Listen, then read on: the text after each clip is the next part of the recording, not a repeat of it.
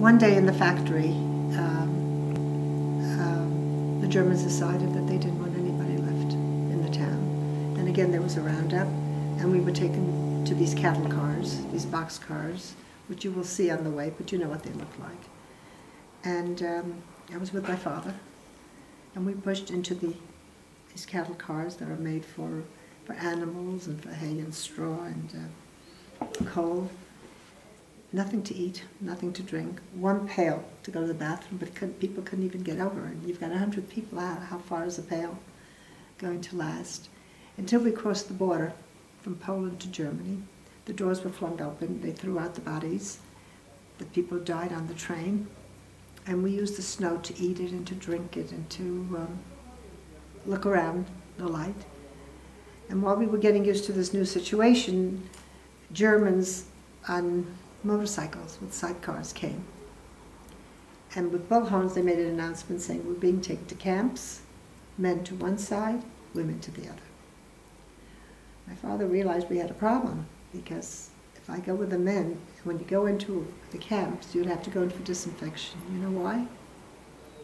Well, first of all, I want to be with people who are so filthy and full of lice and full of dirt and infectious diseases. But they also had another reason. If I happen to have a necklace, or you have a ring or something like that, you have if I get undressed, where am I going to hide it? But if I'm dressed, maybe I could hide it someplace. My father realized if I get undressed, they're going to see I'm not one of the boys, I'm not one of the men, and they would kill me. He met a school teacher, and he asked her if she would keep an eye on me. And he promised to meet me after the war in our hometown in Pietrka. He gave me some pictures, and he said to look at them and know what my family is, and we love each other, and so on and so forth. He never kept his promise. I never saw him again. He was taken to Buchenwald. The men eventually went to Buchenwald. The women eventually went to Bergen-Belsen. And I went with my new mother. I don't remember her name. I don't remember very much about her, except that as we were walking, they took us on one of these death marches, which have you been to Yad Vashem to see? Yeah. There's no, so you know, people just died. If you sat down for a minute, you'd be killed. If you fell, you'd be killed. I mean, no matter what you did, the purpose of the march is to get rid of everybody. And when we came to Bergen-Belsen, just as when my father said, we had to get undressed. And the soldier there saw that I was hiding something in my hand. Pictures, the Tammuz garbage, he threw them up and threw them away. So I have no idea what anybody looks like in the family. When we came out, we had to go to the showers, freezing cold showers. When you go to an extermination camp, those weren't showers, those were gas. But in Bergen-Belsen and concentration, there were showers. When we came out, we were freezing because it was cold showers. We had no clothes. We were scared. We were shivering. We were in a terrible state. This woman stole a black coat for me, and she kept that around us because every 4 or 5 women would get a blanket, which certainly wasn't enough. I don't know what happened to her or the black coat. I don't remember her name, but I know that she helped save my life. In Bergen-Belsen, unless you have other questions, or should I just? In Bergen-Belsen, the situation was terrible. It was close to the end of the war. There was no food. The last few days of Bergen-Belsen, there was no food left at all. And there wasn't even water. People used to drink from puddles. And every day, with those same blankets that people covered themselves, a few women at a time, you'd put a body in. And I have pictures of that also. And just pull the bodies out. And every place that you went, there were bodies all over, and the smell of bodies.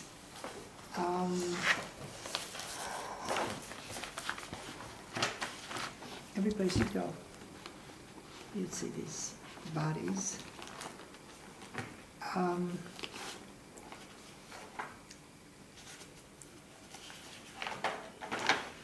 picture of every place that you went.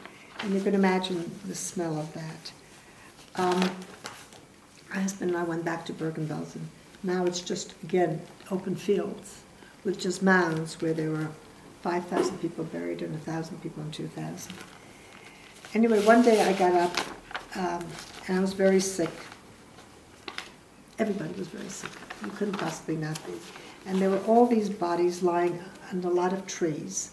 And I went and I just sat down there. And I knew that I'd never get up again. Something happened that day that never happened before. People started running and people started shouting and they were saying, we're free, we're free. I didn't know what it meant to be free. I didn't know that I wasn't free. I never went to school. I never had any kind of experience. The British had come in. It was April 15, 1945. The British came in and they liberated the camp. And the first thing they had to do was get rid of all these dead bodies. So they made big graves with bulldozers and they shoveled in these bodies. And then they covered them up and they made another grave and another one and another one. 14,000 people died after the war. After the war. 2,000 because they were given the wrong food. Why is that? There was an elderly man in my dad's shul when we lived in America. That he was a wealthy man. He owned a factory. There's all these things, but he always, my dad noticed he always used the same. He had this old ratty tallis, and my dad never understood why don't you get a new tallis. And one day he asked him, and he told him that he was in one of the camps, and after the British liberated the camp, they brought in 2 boxes. One had chocolate, and one had talisim, and everyone ran for the chocolate, and he ran and he got a tallis, and everyone who ate the chocolate passed away because their stomachs couldn't handle it. He said, this tallis saved my life. How can I use a different one now? And he still, well, he passed away, but until the day he died, he used the same tallis. Yeah. We gave it to Yad Vashem. I think he gave it to his grandkids in America, but he should probably give it to Yad Vashem. No, maybe his grandkids do want it, but after a while it disintegrates with Yad Vashem, or at least the story. Right. A lot of people died. The British gave them sardines and chocolate, as you said, and things of that sort. Anyway, I was very sick. They buried the dead people. The people who were well, they tried to give them help. And the people who were sick like me, they made a makeshift hospital, and I was put into the hospital. They had stretchers, and many, many people died. As I said, 14,000 people died after the war. And while I was recuperating in this makeshift hospital in Bergen-Belsen, Sweden, that had not been at war, opened its doors to 6,000 refugees, and I was one of them. And I have papers here to show you how Sweden, when I left Bergen-Belsen and when I came to Sweden, this is here. It says, see this? Mm-hmm. When I left and when I came and so on and so forth. That was your name. We can take pictures afterwards if you like. You can take all of them. Anyway, I don't know what happened to the woman whom I had been with, but when I got to Sweden, somebody else claimed to be my cousin, and she became my new mother. I was very sick. Everybody was very sick. I was taken to a Swedish hospital, and there a Christian man and his family wanted to adopt me when I got better. And the people around me said that I was Jewish and that I belonged in Israel. No, not in Israel, in Palestine. Why not Israel? Because it's called Palestine then. 1945, there was no Israel. Just imagine had there been. And they said that if I got to Palestine, I would meet my mother and my father and my brothers and everybody else. Your biological family? That's what they said. Everybody knew that everybody was going to go to Palestine. Of course, they didn't know that they were dead. 6 million people were dead by that time who did not get to Palestine. Anyway, I went back to a different DP camp, a second one, and there I met this woman, Anna. And Anna had a son and daughter, and her brother, who had gone to the United States before the war, sent her tickets and visas and money and all the things that she needed to come. And while they were waiting to go to America, this little girl whose name was Fanny died. When she died, Anna had these tickets, and everybody was dying, and I had the luck. I had the mazel, and she asked me if I wanted to go to America with her and be her daughter. So I got her daughter's name, her birthday, which is February 15th, her mother's name, the place she was born, everything. My picture was put into that passport, and I became the new Fanny. That was my name. And we came to America, and everything was fine, and people were always good to me, and the kids were teaching me, say glass, say bottle, say whatever, fruit, banana. They didn't have iPhones, but I learned English. We never talked about the war. And this was in April. And in the summertime, we went up to the bungalow colony, which is like a summer home. People used to go away to camp and into places. And I learned to go blueberry picking and play hide and seek and learn to ride a bicycle, and I played jacks. Do people still play jacks?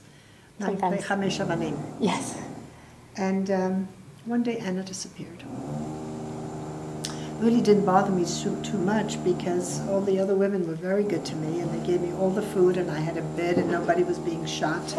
But then they came back, and they came with a big black car. It turned out to be a hearse, and she had died. Just like her daughter had died, and so many people died after the war, she died. We went home to sit Shiva. We went to the cemetery. I didn't understand what was happening. They thought that I was so smart because I had seen so many dead people, but I never saw anybody being buried, one person. Everybody was crying. Couldn't understand why. Bergen-Belsen, nobody cried. You just dumped them out. You know, like you throw out garbage. You can't cry for all these people. And then we went home to sit Shiva. And after Shiva, the people who brought Anna over had a problem. They were going to help their cousin and their sister, and now that she wasn't there, I was a little girl who needed to go to school and needed to be dressed and needed to be fed, and they really weren't ready to undertake that. But they knew a family in Brooklyn, New York, who had no children, and that family invited me for Shabbat. And it was time to go. The same question that had been asked of me many times again, would I like to stay and live with them? And of course, anybody who asked me, I always wanted to be with them. They changed my name to Rena. They adopted me officially. They looked for my family. There was no one to find. I have a lot of papers where they really tried to look and find. And I lived a normal, very happy American life. And when I speak now, I speak like American because I never spoke any other language well. And I went to first grade when I was 10 years old, and then third grade and fourth, you know, until they gave me private tutoring and I caught up. In 1981, there was a gathering of Holocaust survivors, and my family urged me to come to look to see